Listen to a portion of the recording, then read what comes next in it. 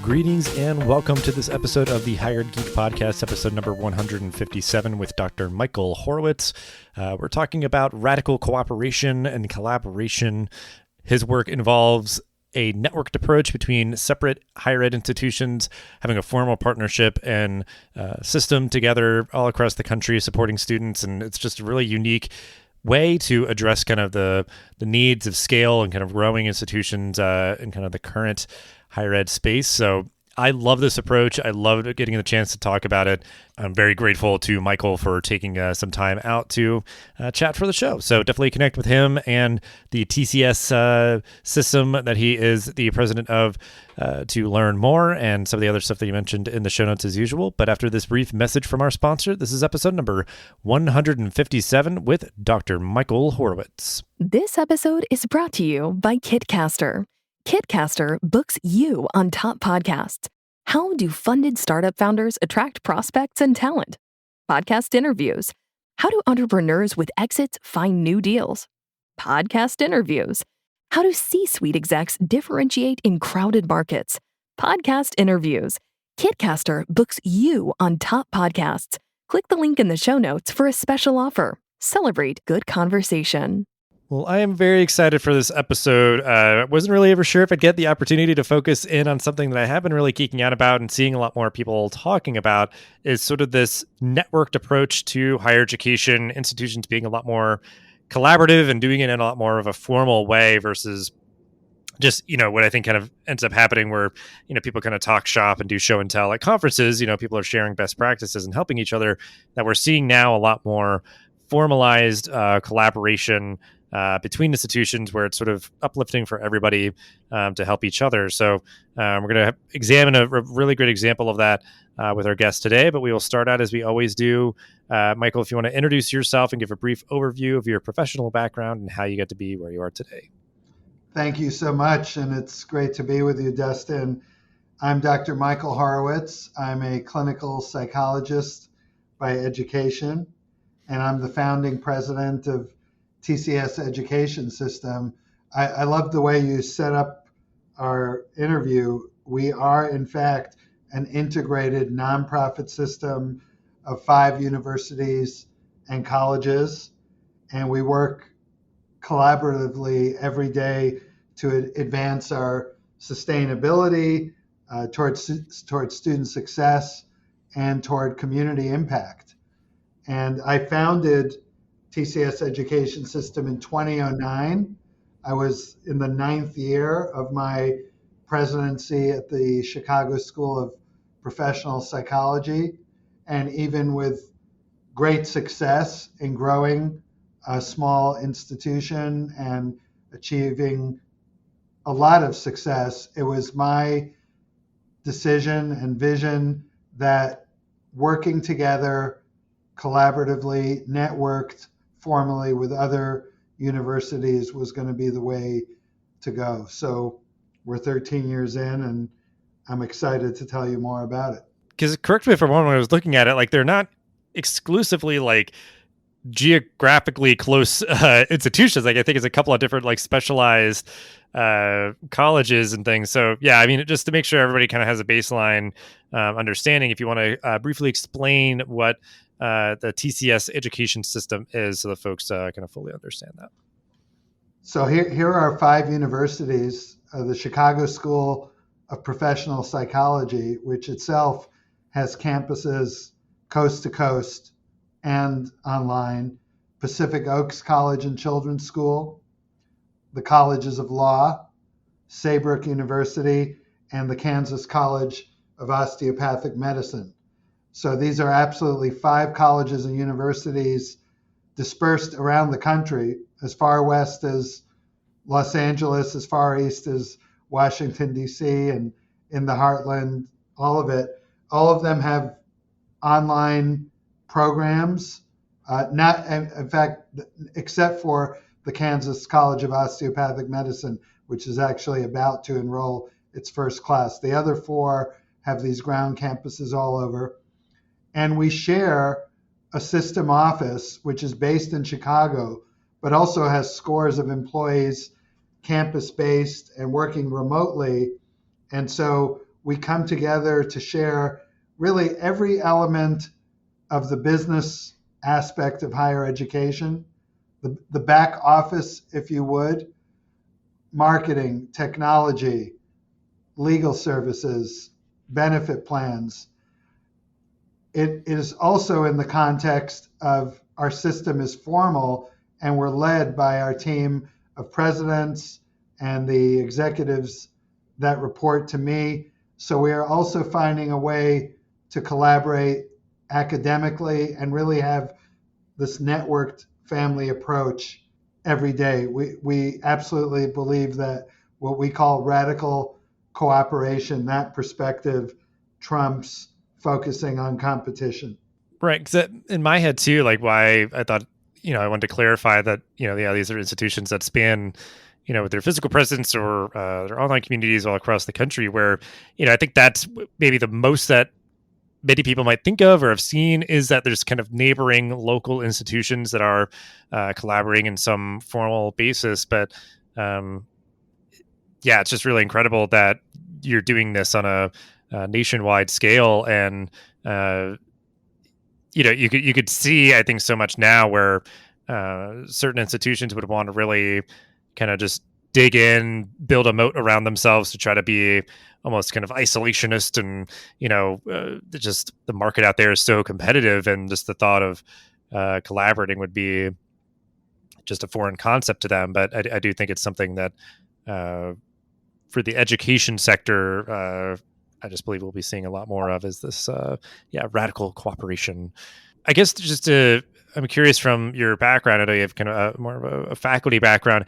Is there anything that's part of your origin story that maybe has lent itself for you to kind of really buy into this model, or really feel kind of well equipped to kind of help it to persevere and move forward? I'm just curious, just anything that you reflect on from your origin story. Certainly as a student, as an undergrad, and as a graduate student at large, prestigious traditional universities, Columbia University, Northwestern University, I really was amazed at how siloed higher education was. I mean, there are many examples. As an undergrad, I was a psychology major, and I took 2 courses that were highly touted by the university, and I didn't get credit for them as a psych major because they weren't taught in the psychology department. And then later, training as a clinical psychologist, I got a sense of how siloed healthcare and healthcare education were. And so it didn't seem like it worked all that well for the benefit of the student, or in the case of healthcare for patients. And I think it really put me on a trajectory of thinking, how do you put the pieces together and collaborate versus just run down your own road?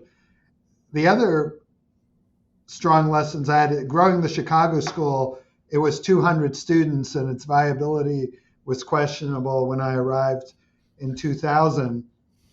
I grew by growing new programs, turning to the community in Chicago, asking business people, what would you want from a business psychology program?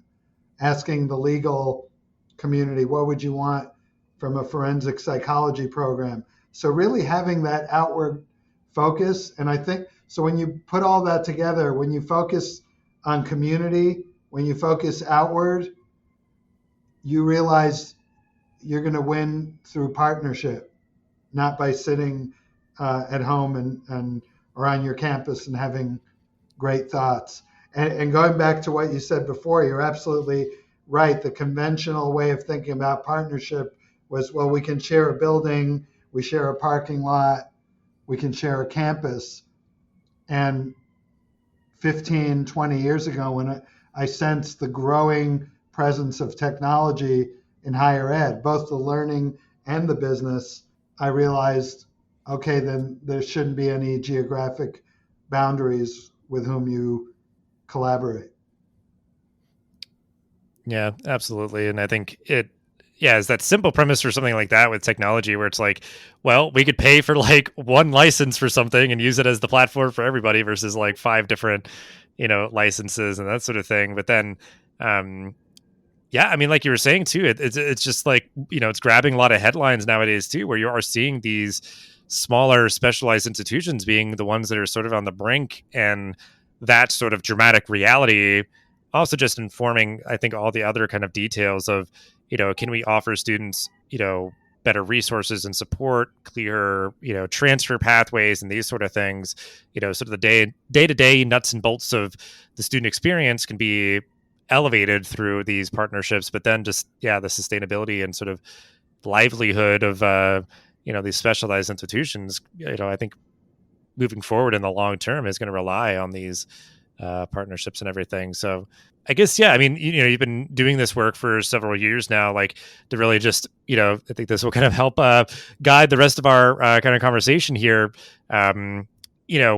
This network approach in higher ed, like, how do you see it being successful in this current climate? Because certainly, the last 2 years has thrown everything for a loop, and maybe either would cause some people to like question things or, further affirm this sort of model. So I'm curious your take on just sort of this model in this climate. This is the moment for this model. I was asked, we meet regularly with our major accreditor, our presidents and other leaders from our system. We were asked if we could have 100 institutions within our system. And I said, I didn't know if that was desirable or even practical. I would rather see 100 systems like ours flourish. I think I've been a bit surprised at the lack of uptake. We don't hold any secrets in terms of how we're structured and how we operate. And I've spoken to many affinity groups in higher education. I think when we talk about being integrated and formally governed, our institutions have taken that bold step to, in effect, join the system, agree to share at the governance levels. So we have board members that are agreeing to and endorsing and being part of that same mandate. We share information among the independent boards of our colleges, among our colleagues. So I think, number one, it creates stability. You use that word. This is the moment for institutions that feel like they're struggling to think about a shared resource model like ours to relieve themselves of unneeded administrative costs. The last few weeks I've been reflecting, because I've been at some big conferences, just how much money higher ed is burning up by, as you suggested, spending it in small buckets instead of pooling resources. So when you put it all together, you have that stability, and then the colleges can focus more on supporting students and faculty and the academic heart. Yeah, well, and my mind is just kind of bouncing around and connecting some dots because, like what you said about your origin story, or like being at one institution and seeing how things are siloed is kind of like the punchline of this, where it's like, yeah, you're at one institution and like, from the school of this and that to the other school, like it's all kind of isolated and, kind of running amok at times. And then I feel like sometimes even, your like state systems, depending on how they came up, there's kind of these sliding scales of sort of the kind of interconnectedness or the kind of the independence of, well, technically, yeah, they're all part of the same kind of family, but, they're working really independently of each other.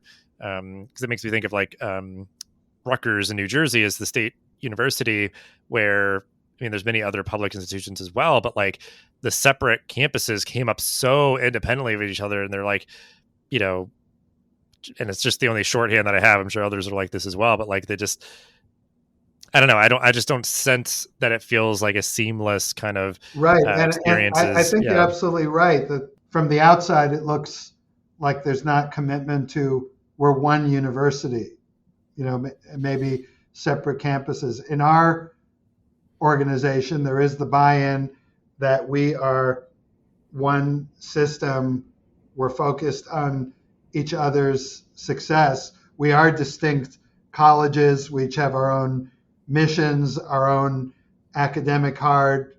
Our academic heart is unique at each institution, and we're working for the common good of all the institutions. It was the other day, one of the presidents was reflecting, because some of our programs even overlap.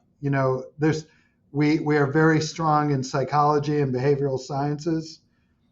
3 of our colleges have those programs. If 1 or 5 students end up at the second college versus the first, it doesn't matter. We're part of this meeting an urgent community need to create more mental health professionals. And now going forward with the medical school and nursing and new programs, healthcare professionals. So let's focus on the big things. Let's work together for the students, for the faculty, for the needs of our society. Well, because I imagine it's going to be kind of those sliding scales of, it's not, or maybe the spectrum, whatever sort of metaphor, but like, where somebody might think that this model, like buying into it, is going to mean like, oh, it's some authoritative, like, dictatorship or something, or the other side where it's like, oh, well, it's just a partnership, in name only. Like, it's still all these independent places working together. That like, it really is going to ebb and flow, I'm sure, depending on maybe what's going on in the needs or something. But like, at the core of it, you're granting just greater capacity in terms of like, like what type of programs are offered, just more sections of courses so that, it doesn't have to be everybody kind of crammed into one, or, that you're limiting who can take what courses when and those sort of things. But that is exactly right. We're not telling any college to do this program or that program. We are scaling the infrastructure of marketing and enrollment support so that we can help each college evaluate and structure how they roll out programs. We're creating opportunities for faculty and academic leaders to meet together so they can share courses in general education or build stacked degrees. I'm really proud right now of 2 of our colleges sharing coursework in family law between a social work program at one university and the law school. Mm-hmm. So I think an interesting finding for us, we set up sustainability, we focus on impacting the students and the communities really positively. It starts to create an environment where people are talking to each other, and you get a lot of unexpected additional benefit of just having a sense of, this is my family, this is my network, so let me both seize opportunities together, let me work on problems together. It's been very profound during the pandemic because there were so many curveballs thrown at higher ed. We had this community that could work through the issues together. And we didn't necessarily all respond the same way because we are in different communities. Some colleges are more online, some are ground, but we had that internal leadership that could really process things together. Even if you think about all the transitions we've seen among students and workforce this year, we had a common bench to work on those challenges together. And this could be just kind of a quick hit kind of question. I'm sure maybe you get this sort of question a lot, but like, a lot of institutions are out here, they're figuring out how they're going to move forward and, ways that they can kind of innovate and grow and all that. So what do you think are some ways that institutions could easily start to collaborate with others, whether it's in their local region or otherwise? Curious just your perspective here. In my mind, the leadership of a college has to declare that they want that mandate to work and get it endorsed by the board of trustees from any institution that's going to work together. Just going back to an origin story, when I was a single college president, I would go to the state meeting of college presidents, and there was no binding contract. There wasn't a common mandate.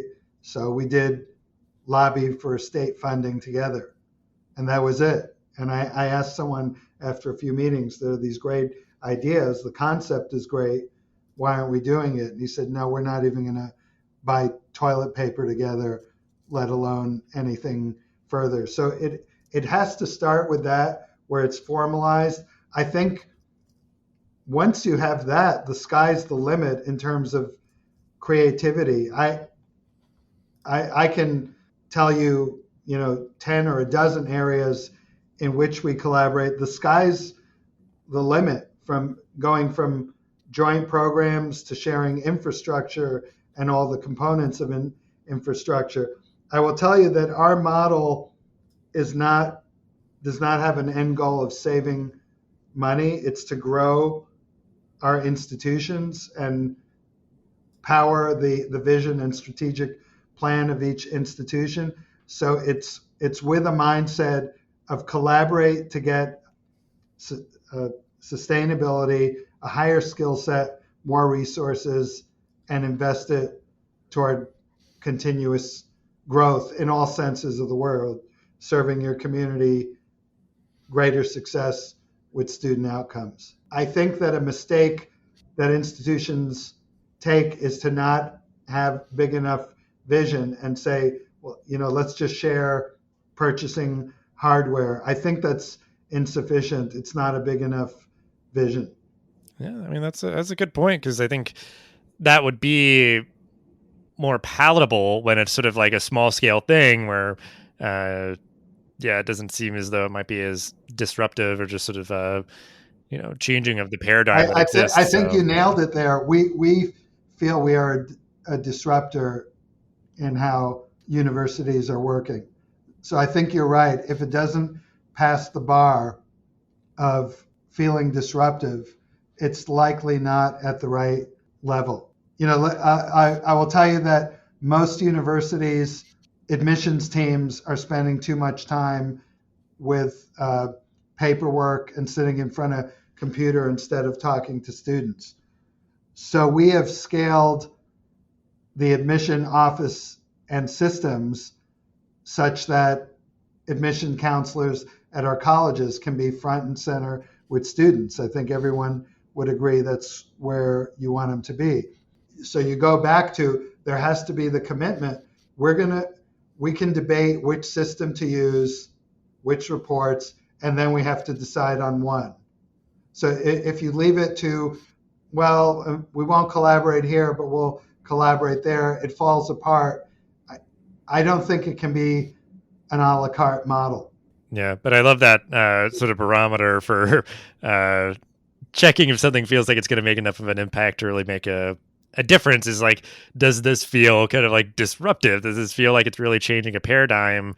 Because if so, then like it's likely going to have a noticeable impact versus like, you can maybe do a lot of little stuff on the margins, but I think this moment does call for more often than not, at least some kind of broader strokes changes so that institutions see, bigger impact. We share our major benefit plans, for example. So I think there's no question that we can have better healthcare and lower premiums, ensuring a bigger base of employees.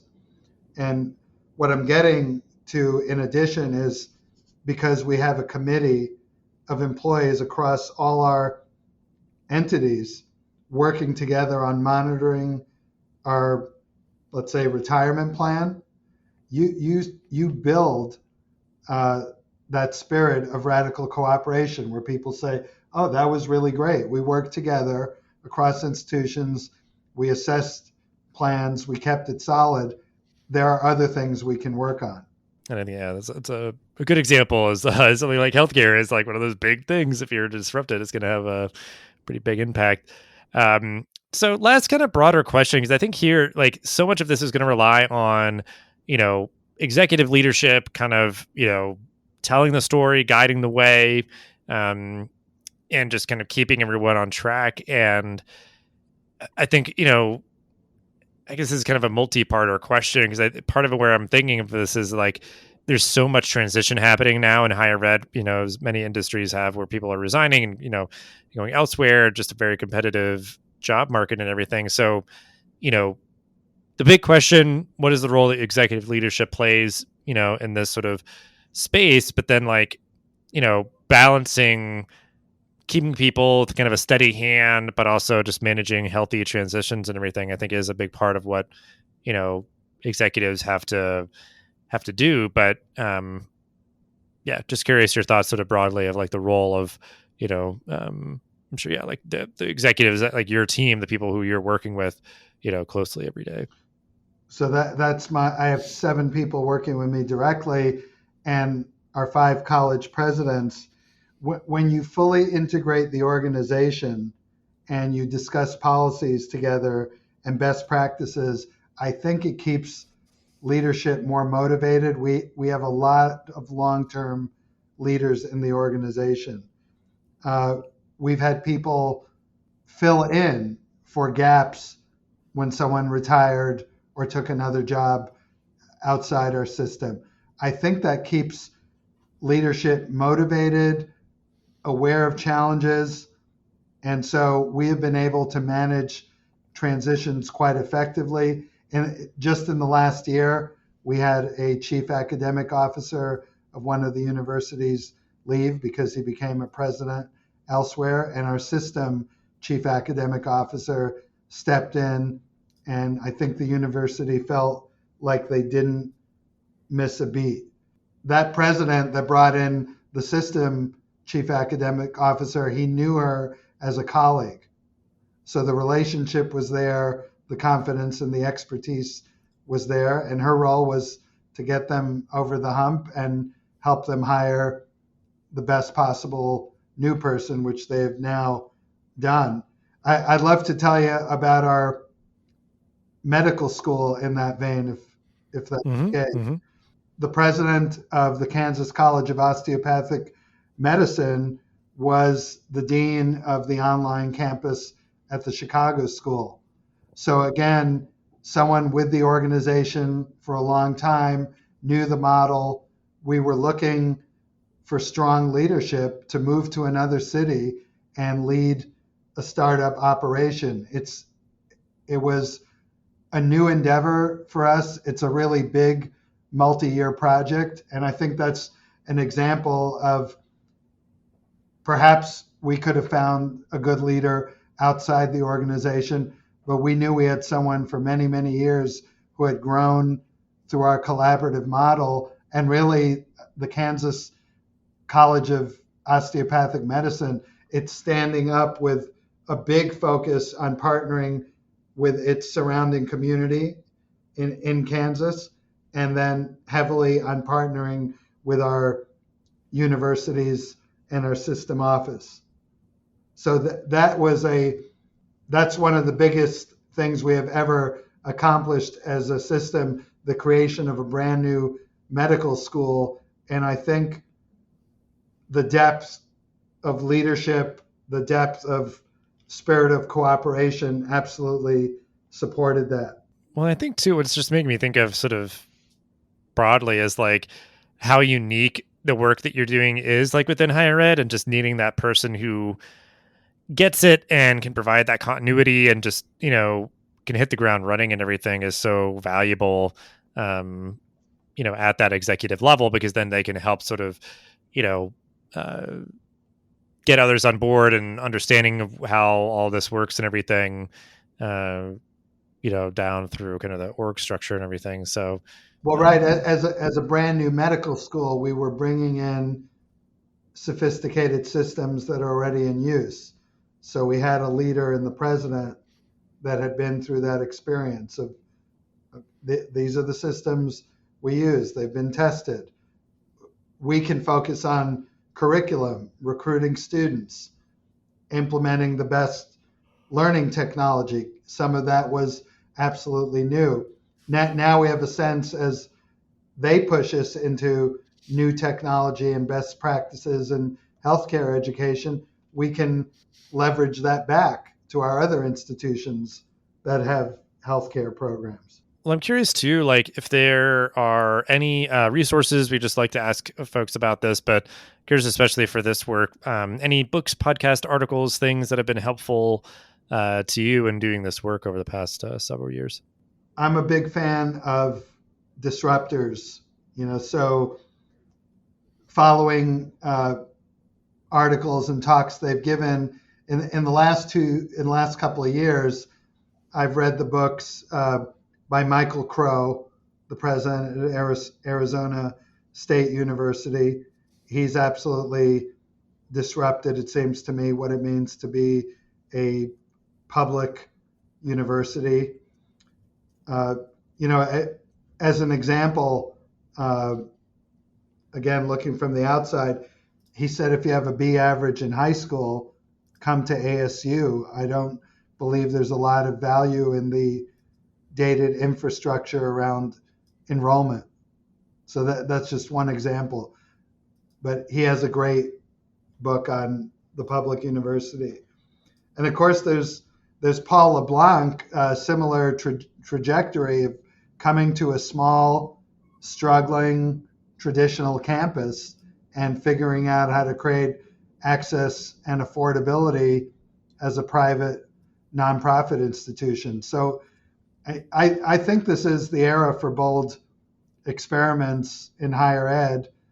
So those are two I've turned to on the outside. I myself have a column that I write for, I regularly write for the Forbes Nonprofit Council. So that's out there if people want to read what I've written.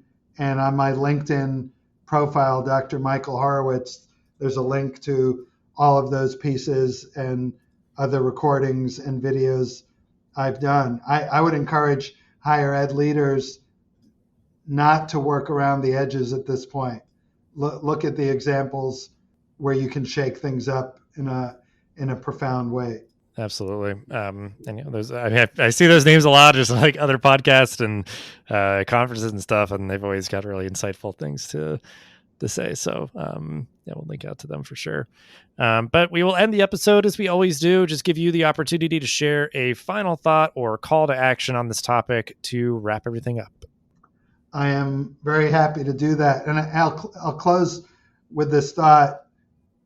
Take risks as a higher ed leader, risks that are meeting big community needs. That's what we did in standing up a medical school. And, we think that we've studied, we anticipate $1 billion impact in that Wichita community in the next dozen years by standing up the nation's next medical school.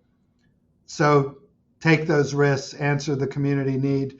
I would love it if people would take a look at our website, tcsedsystem.edu. They'll learn about our 5 colleges and universities and all about the infrastructure and radical cooperation that we share every day. And as I mentioned, my LinkedIn, Dr. Michael Horowitz, welcome people taking a look at what I've read and talked about in this higher ed disruption space.